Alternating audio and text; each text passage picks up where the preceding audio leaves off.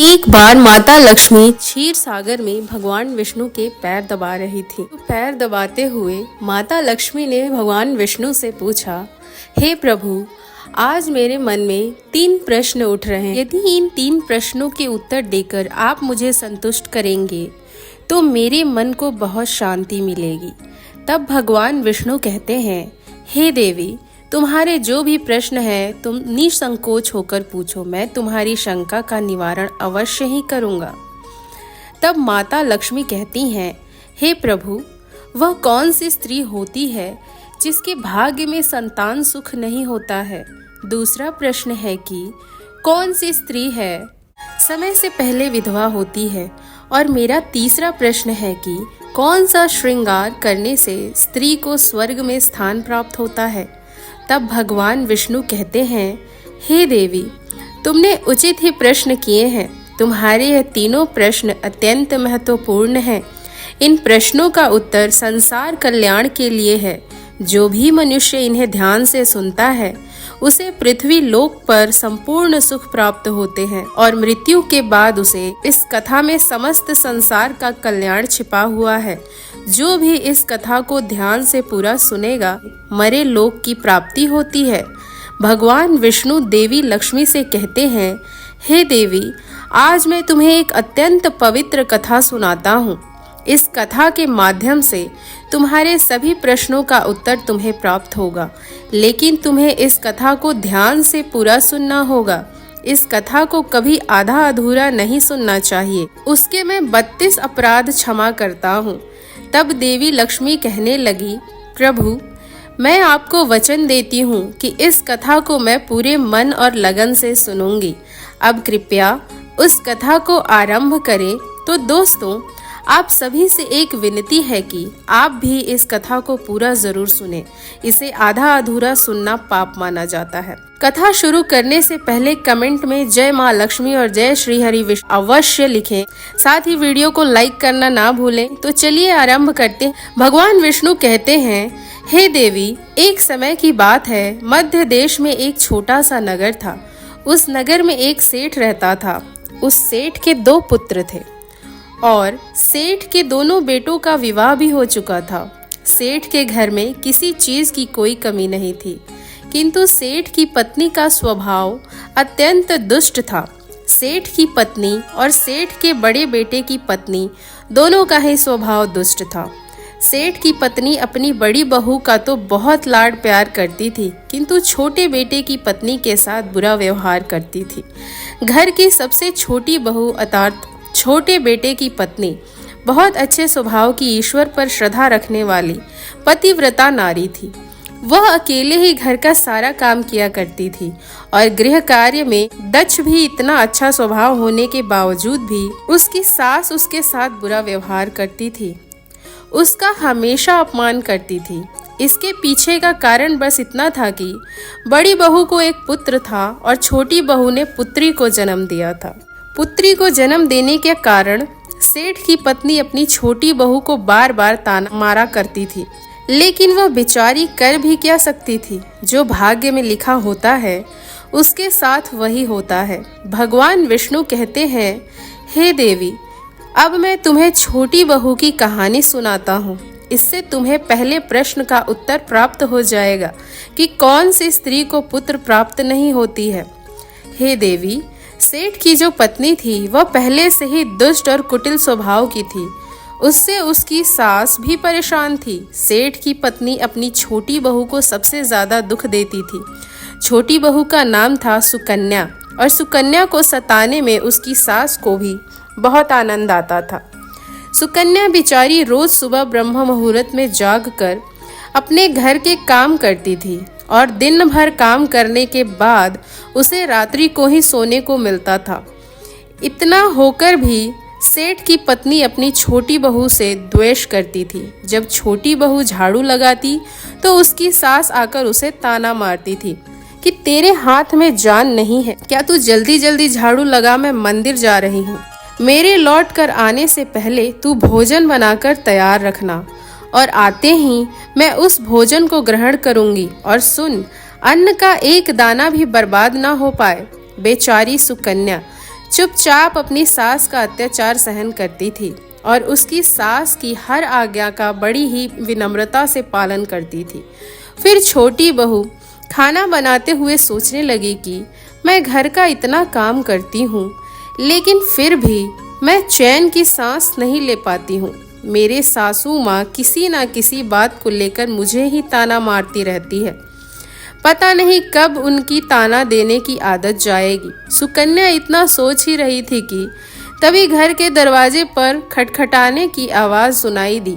छोटी बहू ने सोचा कि अभी तो भोजन तैयार भी नहीं हुआ, लगता है मेरी सासू माँ आज जल्दी लौट आ गई, अब वह फिर से ताना मारेगी।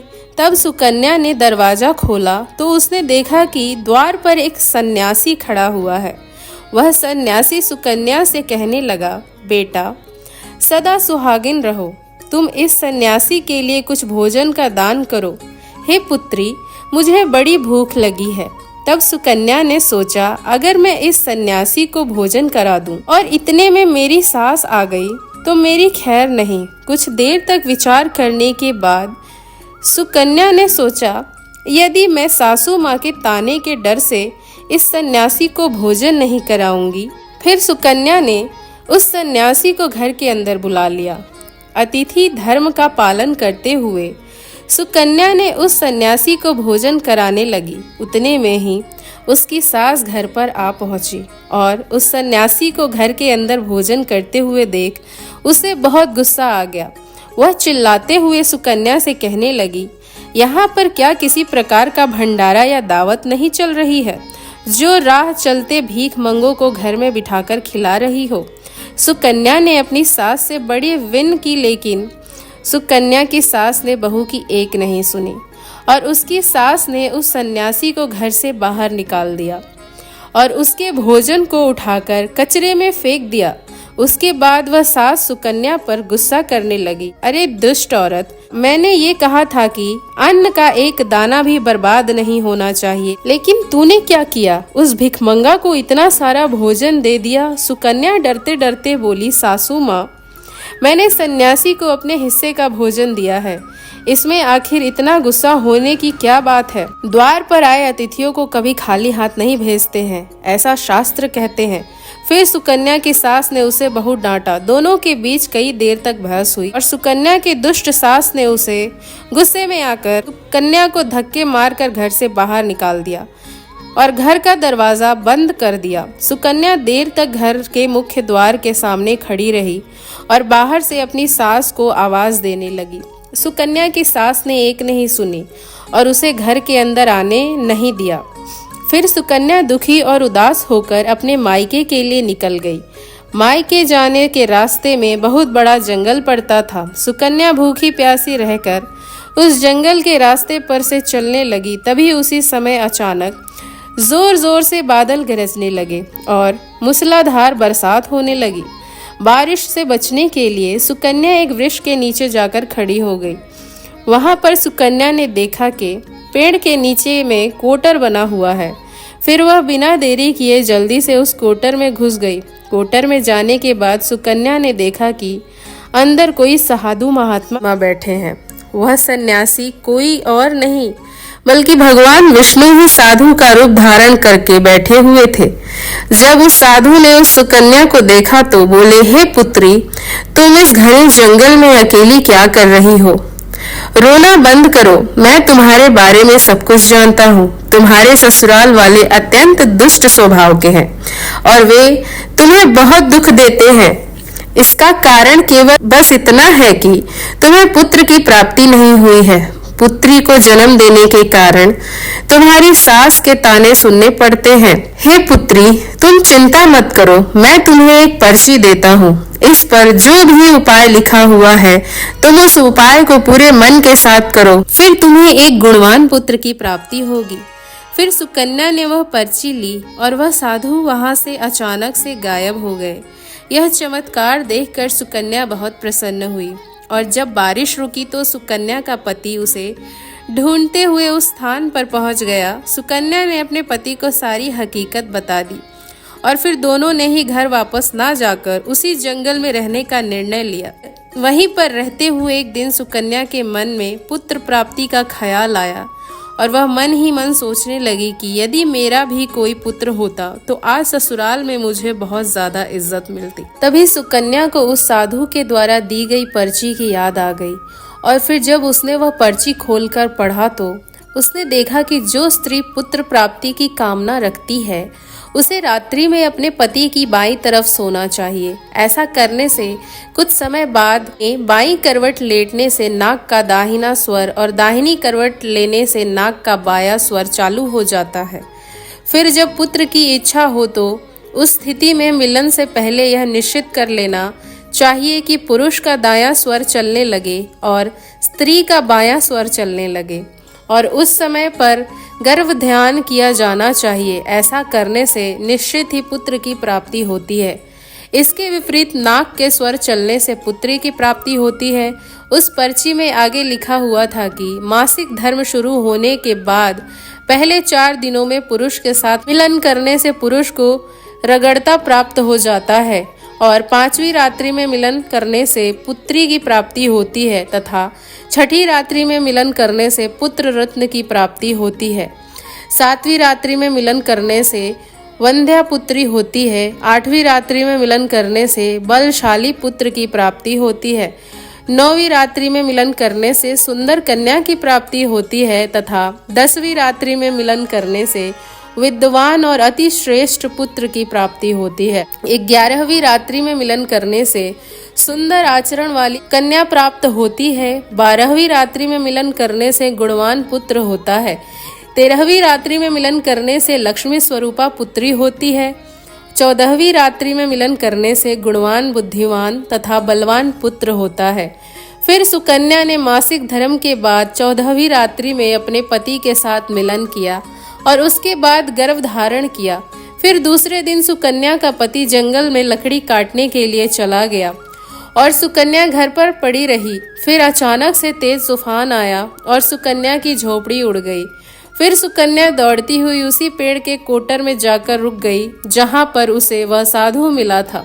सुकन्या वहां अपने पति की राह देख रही थी कि अचानक वहां पर 2 राक्षसी आ गई। वह राक्षसी अत्यंत मायावी थीं। फिर उन्होंने स्कूटर के साथ पेड़ को उड़ाकर एक ऐसे स्थान पर चली गई जहां पर बहुत सारा सोना था। जब सुकन्या ने यह दृश्य देखा तो वह चौंक गई। सुकन्या पेड़ के कोटर में ही छिपी रही।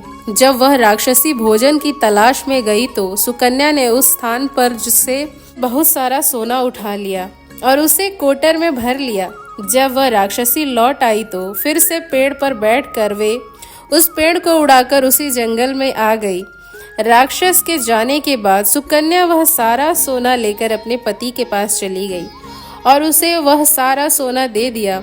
फिर पति और सुकन्या दोनों अपने ससुराल को लौट आए। वहां जाकर उसने अपनी सास को वह सोना दे दिया और सारी हकीकत बता दी, जिसे सुनकर उसकी सास को बहुत गुस्सा आया और बोलने लगी, अरे मूर्ख औरत, तू बस इतना ही सोना लेकर आ गई। इतने सोने से क्या होगा?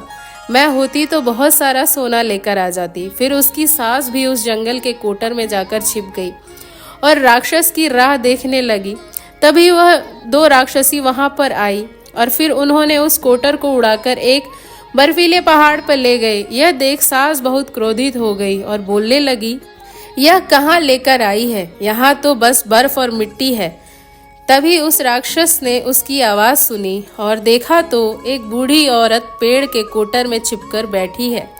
फिर उन्होंने उस सास को बाहर निकाला और उस बर्फीले पहाड़ पर फेंक दिया। जमीन पर गिरते ही उसकी मौत हो गई।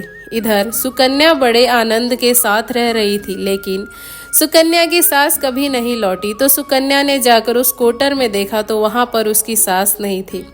उसे समझ में आ गया कि लालच के कारण उसके सास की मृत्यु हो गई।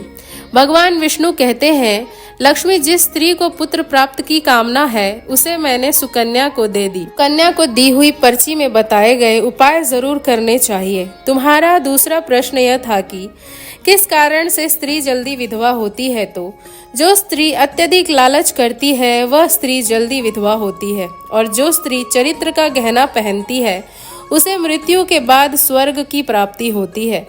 एक स्त्री को अपने चरित्र का त्याग कभी नहीं करना चाहिए। तो दोस्तों, इस प्रकार से भगवान विष्णु ने माता लक्ष्मी को यह कथा सुनाई थी। उम्मीद है आपको भी यह कथा पसंद आई होगी। वीडियो को लाइक जरूर करें और कमेंट में जय माँ लक्ष्मी और जय श्री कृष्ण जरूर लिखें।